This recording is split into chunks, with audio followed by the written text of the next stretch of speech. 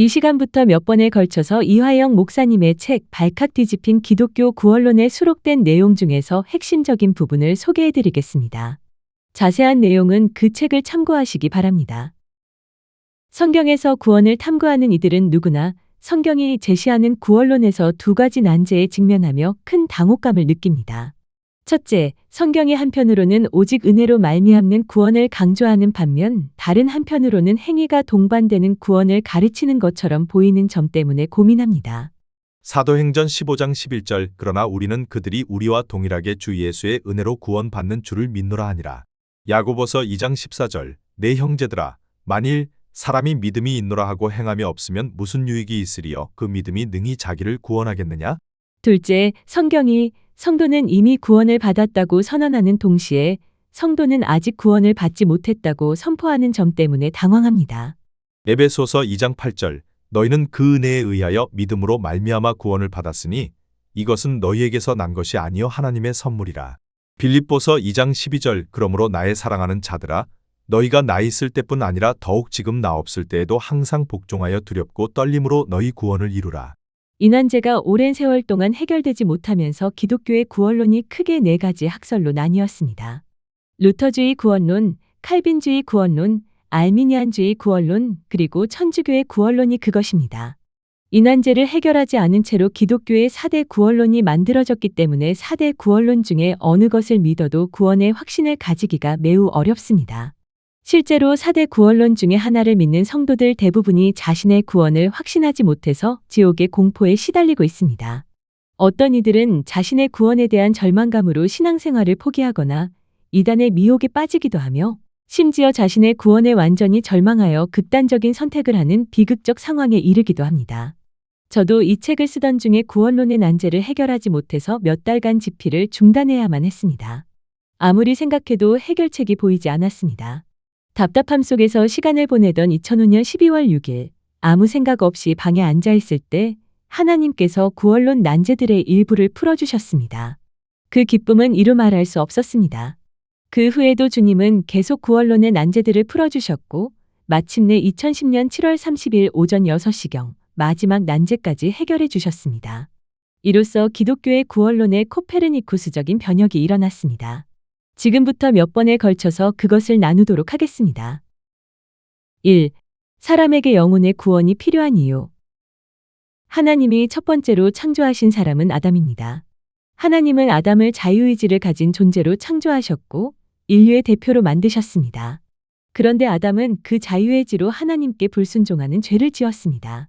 그 결과 모든 사람이 죄인으로 태어나게 되었습니다. 이것을 원죄라고 합니다. 게다가 사람은 살아가며 자범죄도 짓습니다. 이 때문에 바울 사도가 모든 사람은 죄인이라고 선언한 것입니다. 성경은 죄의 삭은 사망이라고 가르칩니다. 이 사망은 두 가지입니다. 첫째, 육적인 사망이 있습니다. 이것은 육체의 죽음을 의미합니다. 둘째, 영적인 사망이 있습니다. 이것은 지옥에서 받는 영원한 형벌을 뜻합니다. 진짜 두려운 것은 영적인 사망입니다. 이 사망을 하면 영원히 지옥에서 고통을 받기 때문입니다. 죄인이 지옥에 가지 않으려면 하나님의 용서가 필요합니다. 주님의 용서를 받으려면 자신의 죗값을 치러야 합니다. 그러나 사람은 태어날 때부터 죄인이므로 자신의 죗값을 치를 자격이 없습니다. 죄의 삭은 사망입니다. 그러므로 사람의 죄 문제를 해결하려면 죄 없는 누군가가 죄인 대신 죽어야 합니다. 이것을 대속이라 합니다. 구약 시대에는 죄인이 죄 없는 짐승을 제물로 드려서 죄 사함을 받았습니다. 이는 장차 오실 예수님을 예표한 것이었습니다. 신약 시대에는 죄 없는 예수님께서 십자가에서 단번에 희생되심으로 완전한 속죄가 이루어졌고 더 이상 짐승 제사가 필요하지 않게 되었습니다. 사람은 자신의 죄를 회개한 후에 예수님을 구주로 믿을 때 영혼의 구원을 받습니다. 성경이 가르치는 회개는 단순한 후회가 아니라 삶의 방향을 바꾸는 것입니다. 바울 사도처럼 예수님을 대적하다가 주님을 믿고 따르는 것이 참된 회개입니다. 입으로만 저는 죄인입니다라고 말하며 삶이 변하지 않는 것은 참된 회개가 아닙니다. 2. 불신자에게 가장 중요한 일과 성도에게 가장 중요한 일. 불신자는 예수님을 구주로 믿지 않아서 영생을 얻지 못한 사람을 의미합니다. 불신자에게 가장 중요한 일은 예수님을 구주로 믿어서 영생을 얻는 것입니다. 그렇게 하지 않으면 지옥에 가서 영원한 고통을 당하기 때문입니다. 성도는 예수님을 구주로 믿어서 영생, 즉 구원을 얻은 사람을 의미합니다. 성도에게 가장 중요한 일은 자신의 영혼 구원을 확신하는 것입니다.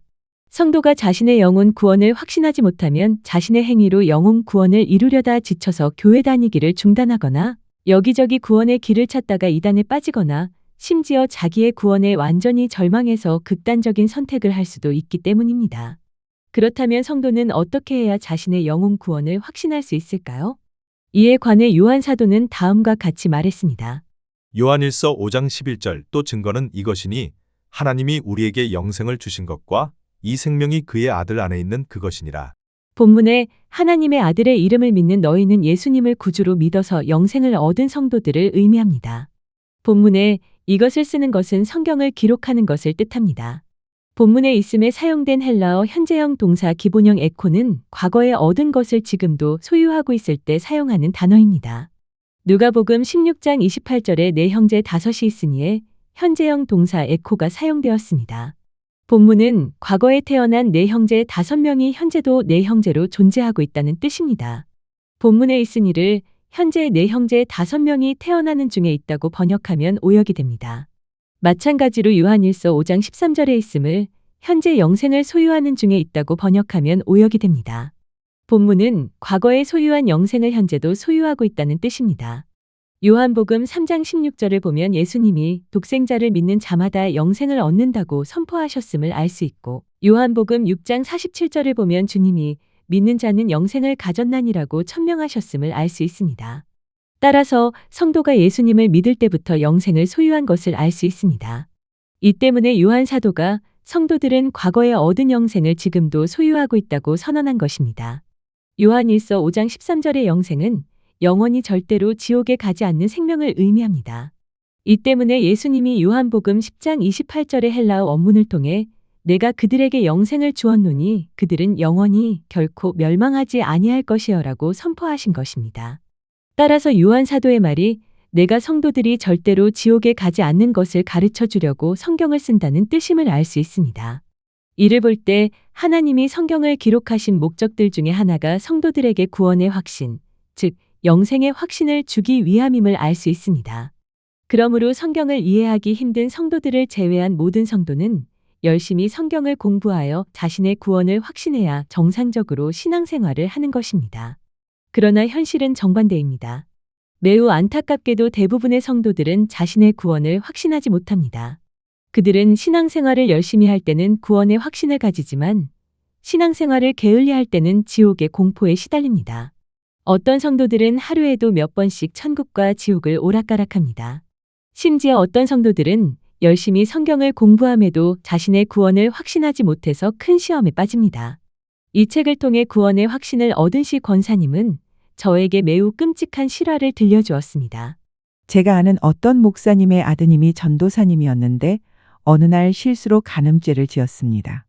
이에 격분한 목사님은 아들 전도사님에게 너는 그처럼 큰 죄를 지었으므로 지옥에 떨어질 것이라고 선언했습니다.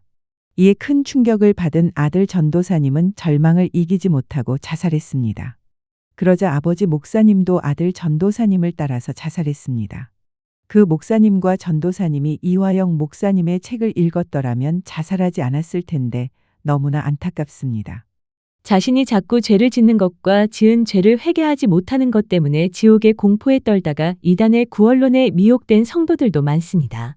신천지파의 교육장으로 활동하다가 회개하고 돌아온 신현웅 목사님은 다음과 같이 증언했습니다. 신천지에 빠진 사람들은 모두 기성교회에서 구원의 확신을 얻지 못한 사람들이다. 신천지는 구원의 확신이 없는 신자를 전도하기 가장 쉬운 A급으로 분류하여 그 사람을 집중적으로 공략한다. 이단에 빠지지 않을 수 있는 건강한 신앙은 오직 예수 구원의 확신이다. 오직 예수 구원의 확신이 있으면 신천지에 빠지지 않는다. 신현웅 목사님의 주장을 볼 때 성도들에게 구원의 확신을 주지 못하는 기독교의 구원론이 이단을 번성시키는 데 결정적 역할을 한 것을 알 수 있습니다. 허이코 교수님은 신천지의 교리를 다음과 같이 비판했습니다. 신천지는 신천지에 등록해야만 구원이 있다고 주장한다. 그들은 구원을 얻기 위해서는 신천지에 등록하여 생명록에 기록되어야 한다고 주장한다. 이만희는 신천지 증거장막성전에 등록한 추종자들에게 충영생 신천지 총회장 이만이라는 영생증을 써주고 그들만이 영생록에 기록된다고 가르친다. 그리고 생명록뿐 아니라 중간록, 사막록이 있다고 주장한다.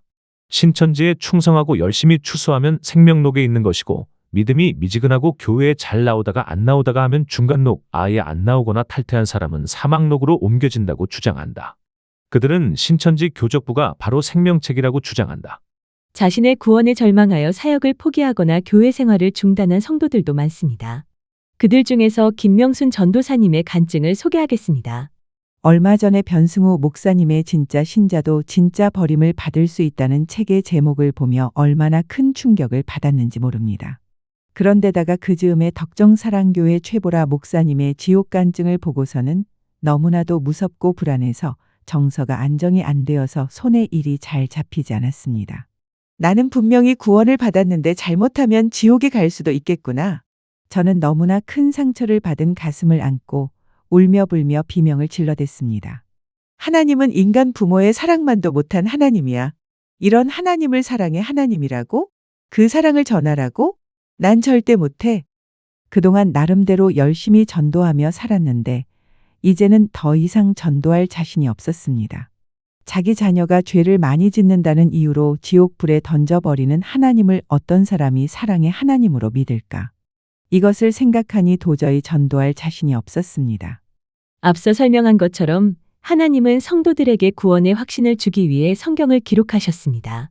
그런데도 성경을 깊이 연구하여 만든 기독교 구원론은 대부분의 성도들에게 구원의 확신을 주지 못합니다. 이로 인해 많은 비극이 발생하고 있습니다. 대체 무엇이 문제일까요? 정말로 이 문제를 해결할 수 있는 방법은 없는 것일까요?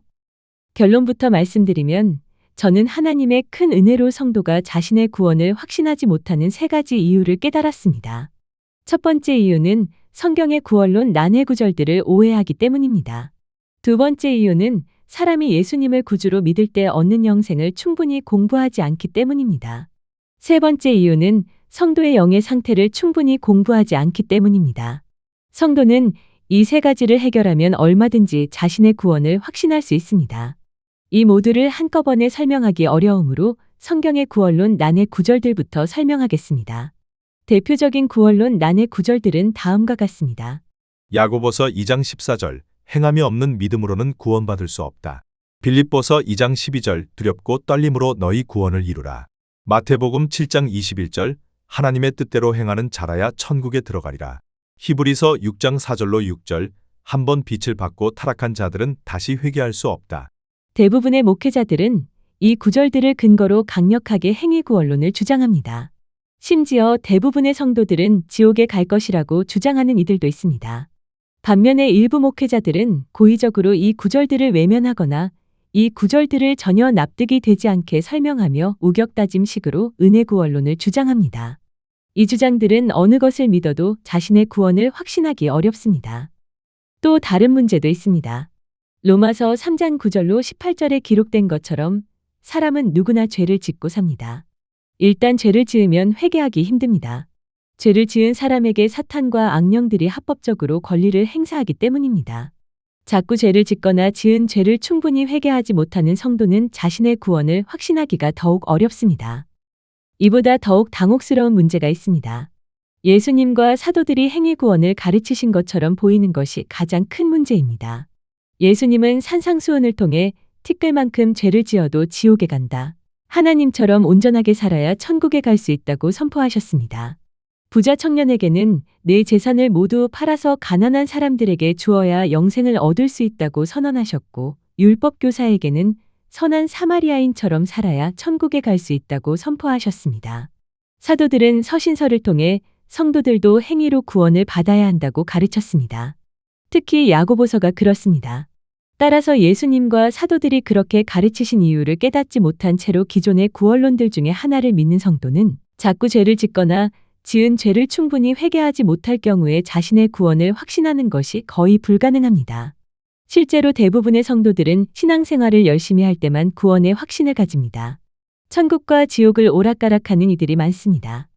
그들과 달리 예수님과 사도들의 가르침의 본래의 뜻을 깨달은 성도들은 어떤 경우에도 구원의 확신이 흔들리지 않습니다. 심지어 다윗처럼 큰 죄를 범했을 때도 구원의 확신을 유지합니다. 이것은 이 책을 읽은 이들과 저희 구원론 설교를 들은 이들이 증명합니다. 조금 전에 소개한 김명순 전도사님은 인터넷을 통해 저희 구원론 설교를 들은 후에 다음과 같이 간증했습니다. 저는 지치도록 하나님께 따져대고는 그 다음날 기도 응답으로 인터넷을 통해 이화영 목사님을 알게 되었습니다. 역시 우리 하나님은 불변하신 사랑이었습니다. 이화영 목사님을 통해서 하늘보다 더 넓고 바다보다 더 넓은 우리 하나님 아버지의 사랑과 예수님의 사랑을 알게 되어서 깊은 감사를 드립니다. 저는 요즘 잠시 잃었던 구원의 감격과 주님의 사랑을 다시 회복하여서 얼마나 감사하고 즐거운지 모른답니다. 마치 어린아이가 저만치 서 있는 아빠를 보고 너무 반가워서 얼른 뛰어가 안기는 것처럼 제 마음이 그렇습니다. 값없이 100% 은혜로 주는 구원의 선물을 뭔가 행함으로 대가를 치러야 된다는 잘못된 생각들 때문에 우리 하나님께서 얼마나 안타까워하실까를 많이 생각했습니다. 목사님, 저는 요즘 울보가 되었답니다. 끝없는 하나님의 사랑과 예수님의 사랑 때문이지요. 이 사랑의 빚을 이 세상에서 살아 숨 쉬는 동안에 조금이라도 갚아야 된다는 거룩한 부담감이 계속 생겨나고 있습니다. 이 책을 읽은 한 성도님의 간증을 소개하겠습니다. 저의 죄성으로 인하여 지옥에 갈 수밖에 없던 두려움으로 인하여 자살만을 기도하던 저였는데 매일매일이 살아있다는 느낌입니다. 목사님이 계셨기에 바른 말씀을 알려주셨기에 희망을 알게 되었고 성경의 복음이 왜 복음인지 알게 되었습니다. 올바른 하나님의 말씀을 전하는 목사님의 작은 목소리 하나가 수많은 생명이 아닐지라도 몇몇 사람들의 생명을 구하고 있다는 것을 알아주셨으면 좋겠어요. 그렇다면 행함으로 구원을 받아야 한다고 가르치는 성경 구절들은 어떤 의미일까요? 또한 성도가 이미 소유한 영생을 아는 것은 왜 중요할까요? 그리고 성도의 영의 상태를 올바로 이해해야 하는 이유는 무엇일까요? 한 가지 분명한 사실은 하나님께서 한편으로는 성도는 이미 영혼 구원을 받았다고 말씀하시면서 다른 한편으로는 성도는 아직 영혼 구원을 받지 않았다고 말씀하실 리가 없다는 점입니다. 성도는 이미 영혼 구원을 받았다는 말과 성도는 아직 영혼 구원을 받지 않았다는 말은 서로 모순되는 주장, 곧 궤변입니다. 전지전능하지 않은 사람이라 할지라도 사기꾼이거나 지적 장애인이거나 어린아기가 아닌 이상 이런 궤변을 말하지 않습니다. 하물며 전지전능하신 하나님께서 모순된 말씀을 하실 리가 있겠습니까? 이후의 시간에서 구원론과 관련된 난해한 성경 구절들을 하나씩 해석하고 그 과정을 통해 성도가 소유한 영생의 의미와 성도의 영의 상태를 분명히 밝히겠습니다. 그리하면 성경에는 어떤 모순이나 궤변도 존재하지 않음을 확인할 수 있을 것입니다. 진정으로 구원받은 성도라면 이 책을 끝까지 읽는 과정에서 그동안 오해했던 많은 성경 구절들을 바르게 이해하게 될 것이며 결국 참된 구원의 확신을 얻게 될 것입니다. 구독, 좋아요, 알람 설정은 방송을 하는데 큰 도움이 됩니다. 시청해주신 분들에게 하나님이 큰 은혜 베푸시기를 기도합니다.